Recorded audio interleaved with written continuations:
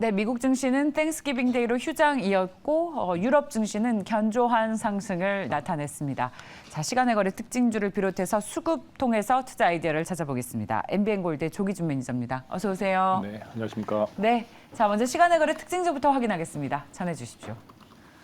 네, 어제 시간외 거래에서는 OTT 그리고 네옴시티 관련주들을 가겠는데요. 하나씩 짚어보도록 하겠습니다. 먼저 어린이 콘텐츠 관련된 기업입니다. 바로 캐리소프트인데요. 어린이와 가족 대상의 3D 애니메이션 영화인 캐리와 슈퍼콜라가 중국 정부의 심의를 통과하면서 중국 현지에서 영화관 상영이 가능해졌다고 합니다. 이 소식에 시간외에서 역시나 상한가 기록한 모습이고요. 다음은 코오롱 글로벌입니다. 네옴시티 수주전에 참여하면서 크게 주목을 받았고요. 역시나 상한가에 안착한 모습이네요. 네, 네옴시티 우크라자건 관련주로 계속해서 부각되고 있는 기업입니다. SY까지 시간 외에서 4%대 오름세 보인 모습이고요. 중국이 한한령을 가동한 지 6년 만에 중국 OTT에서 한국 영화 서비스가 재개가 되었다고 하죠. 이 소식에 콘텐츠 관련주들이 일제히 강세 보이고 있는데요. 그 속에서도 덱스터의 기술력이 주목받고 있습니다.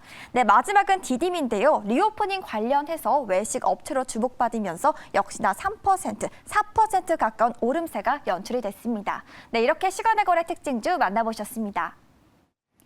캐리소프트와 덱스터는 중국 모멘텀으로 시간의 거래에서 각광을 받았는데 어제 저녁에 8시 다 돼서 위메이드 이슈가 나왔으니까 한번 저희 이거 그대로 보지 않고 이 이슈까지 녹여서 전략을 세워봐야 될 것 같은데 위메이드 이슈로 인해서 덱스터와 캐리소프트 같은 컨텐츠주 측에는 영향이 없겠습니까?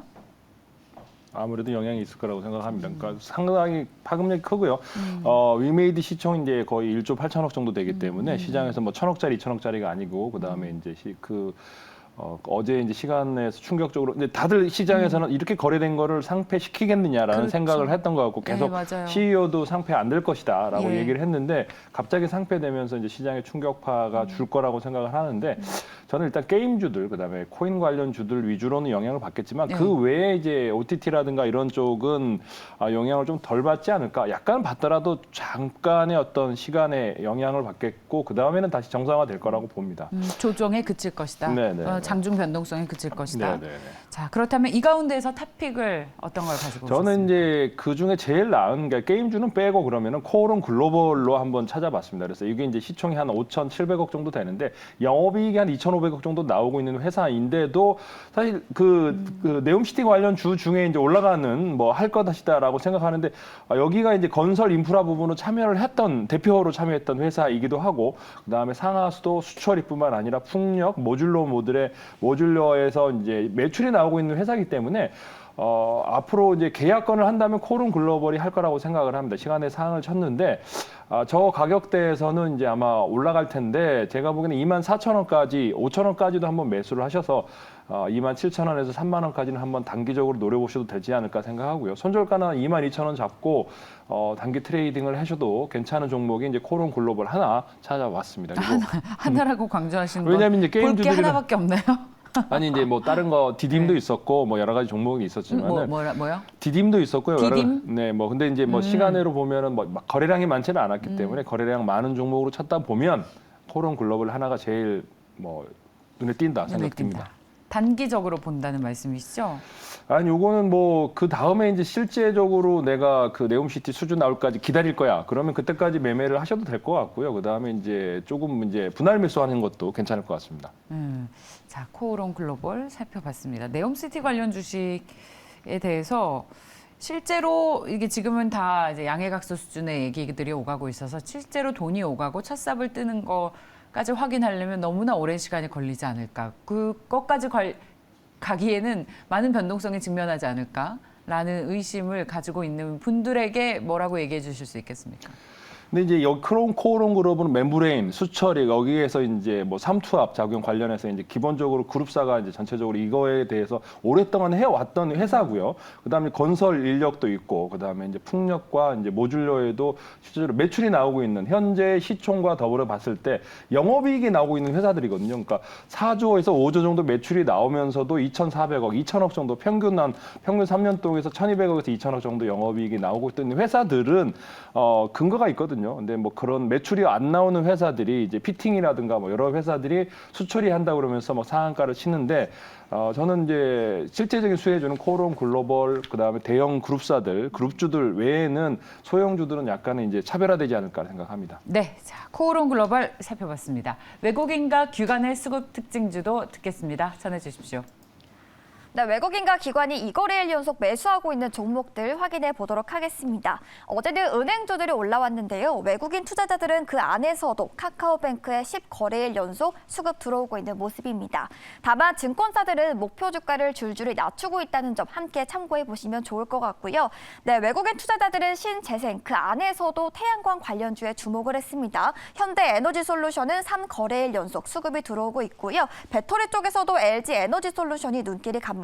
원전주도 부각이 됐죠. 원전주 중에서 외국인들은 두산 에너빌리티에 주목을 했고요. 최근에는 원전 수주 확대에 주목하면서 목표 주가 상향 조정이 이어지기도 했습니다. 네, 마지막은 삼성전기인데요. 중국에서의 수요 회복 시 탄력적인 주가 반등을 기대한다는 매수 관점의 리포트가 나오기도 했다는 점 함께 기억해 보시면 좋을 것 같습니다. 이어서 기관 쪽도 체크해 보시죠. 네, 보니까 2차 전지 그리고 신재생 에너지들을 여전히 매수하고 있는 기관입니다. 2차 전지 쪽에서 먼저 삼성 SDI에 수급이 들어오고 있고요. 앞서 외국인도 현대에너지솔루션을 담고 있다고 전해드린 만큼 태양광 에너지가 계속해서 주목받고 있습니다.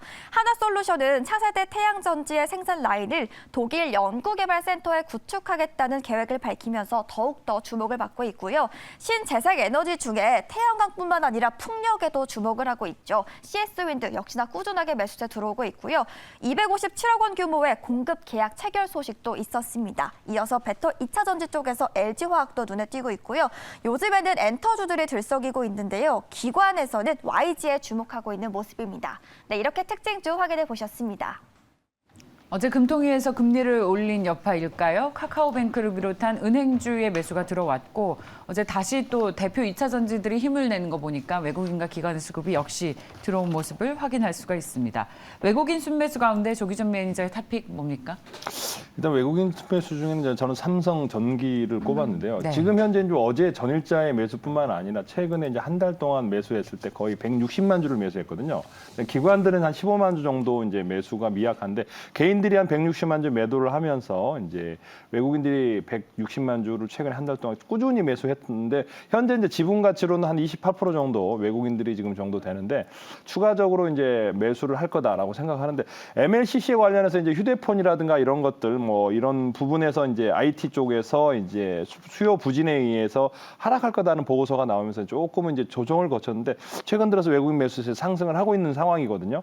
근데 중요한 거는 저는 여기 이제 삼성전기가 그동안 그런 IT 휴대폰 매출이 줄고는 있지만 중요한 거는 전장 부분의 매출이 굉장히 많이 늘고 있습니다. 그래서 카메라 모듈의 전장이 이제 내년에는 이제 20% 평균적으로 20% 늘어날 것 같고요. FCBGA도 전장용 자율주행 확대에 의해서 MLCC 수요가 증가하는 전장수 내년에 20% 평균적으로 20% 매출 대비 이렇게 늘어날 거라고 생각하기 때문에 저는 지금 현재의 10조 정도의 시총에서 영업이익의 한 1조 2천억에서 1조 5천억 사이에서 왔다 갔다 할 것 같다 생각하기 때문에 펀더멘탈 상으로도 지금 현재 매수 가능한 구간이라고 생각하고요. 현재가에서 매수하신다 그러면 13만 원 초반에서 매수하셔서 전고점 19만 원에서 20만 원 정도는 네, 뭐 2차 목표가로 하시고 16만 원을 다 1차 목표가로 하신 다음에 매매를 하시면 좋을 것 같고요.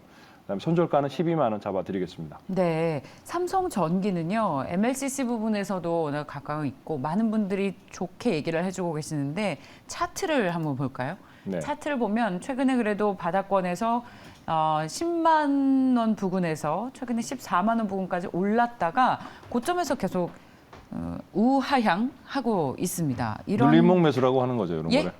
그러니까 그러니까 그동안 올라버려서 10만 원대 초반에 살려고 12만 원대 살려고 했는데 못 산 분들은 이렇게 예. 조정 거쳤을 때 분할 매수하시는 눌림목 매수라고 생각하시면 좋을 것 같고요. 이게요, 딱 지금 가격대가 13만 원에서 14만 원대 딱 지금 가격대가 매물이 굉장히 두꺼운데 보니까 이거 소화 못하고 번번에 좀 부딪히는 것 같아요. 근데 요게 이제 반대적으로 지지선이라고 이제 21 2평을 보면은 이제 지지선이라고 생각하시면 되는 거거든요. 저항선은 돌파를 했고, 그러니까 최근에 12만 원대 지지를 하고 올라갔다가 이제 이격도가 늘어나면서 매물이 나오고 그 다음에 이제 거기 개인들 매물입니다. 최근에 그래서 기관들도 그래서 이제 더 소화가 어려운 거잖아요. 근데 그게 개인들 매물이. 개인들 매물이 나오는데. 네. 개인들은 기관하고 최근에 시장이 개인들이 매도를 하고 있습니다. 전체 시장이 다 그렇고 이 종목뿐만 아니라 예. 전체 시장이 매도를 하고 떠나려고 하는 이제 현금화하려는 전략이기 때문에 현재가에서 딱 10조 정도 시총이거든요. 그래서 영업이익이 충분히 커버하기 때문에 PER 12에서는 매수 가능하다 생각이 되어지고 여기는 지지선이라 생각하고 아마 여기서 12만 원에서 자칫 한번 재차 반등 신호가 나온다 그러면 왜 기관들이 이제 매수로 들어올 가능성이 있습니다. 프로그램 매수가 안 들어왔기 때문에 그래서 그런 매수가 시장에서 근데 전장용에 대해서 보고서가 많이 없습니다. 어떤 몇몇 보고서에는 전장용 매출이 늘어나는 거에 대해서 좀 포커스를 맞춘다 그러면 매수 가능하다고 생각합니다. 얼마까지 보고 차트상으로 어떻게 16만 원까지는 일단 보셔도 될 것 같고요. 예. 네, 이제 기본적으로 15만 원, 16만 원 사이에는 한번 터치를 하지 않을까 생각합니다. 자, 기관 특징주도 전해주세요. 저는 여기서 이제 오늘 뭐 엔터 쪽을 한번 봤는데 YG 엔터가 그동안에 이제 CEO 리스크 다른 엔터들은 고가인데 박스권 이게 하단입니다. 그래서 네. 다른 것들은 뭐 1조에서 2조 정도의 시총이 되는데 과거에는 여기가 YG가 빅뱅이 있을 때는 제일 1등이었고요. 그다음에 뭐 블랙핑크라든가 이제 이렇게 있는데 지금 박스권 하단에서 최근에 이제 오늘 이제 올라왔습니다. 여기가 이제 여러 그룹사들이 있어요.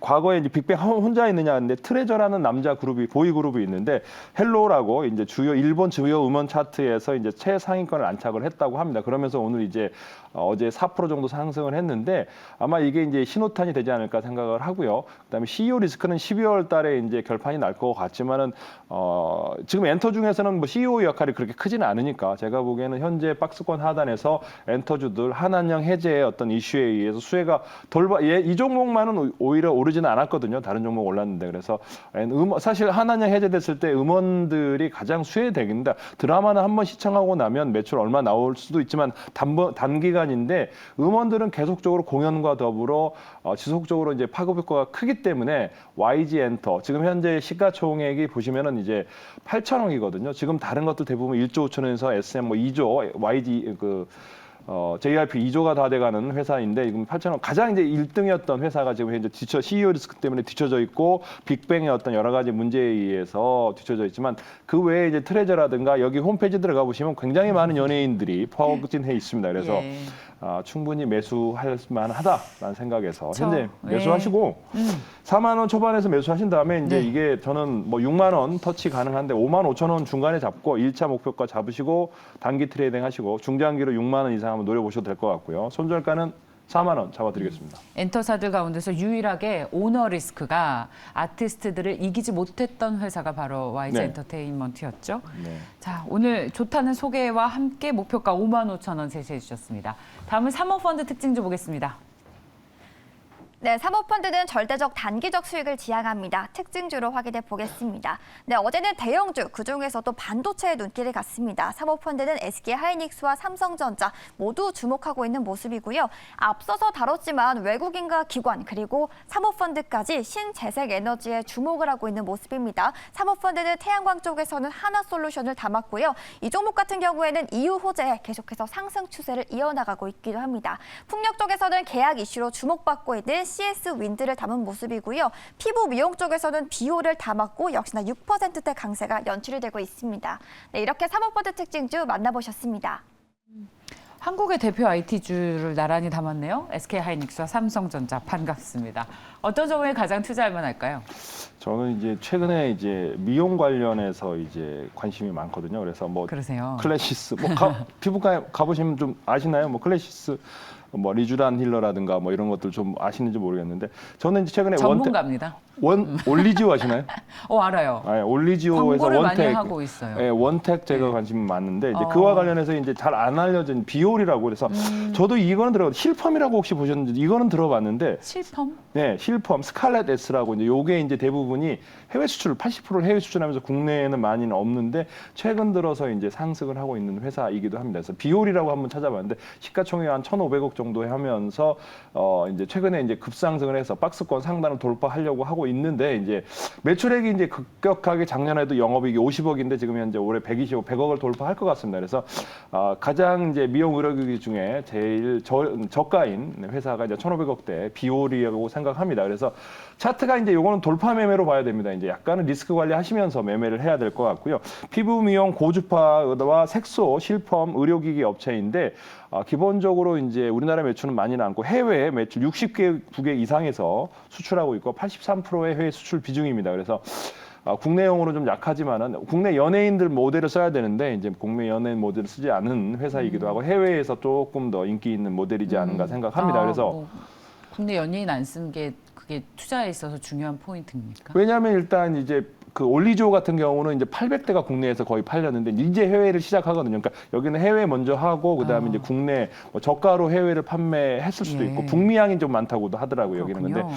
저는 그다음에 이제 클래시스, 제이시스 케미칼 뭐 이런 것들이 있고 원택이 이제 최근에 뛰어오르는 강자이기도 한데 그 외에 이제 알려지지 않은 이제 비오를 알려지지 한번 않은. 관심 갖고 매매를 네. 하셔도 되는데 이제 고점이다 보니까 이제 그러니까요. 많이 올랐어요.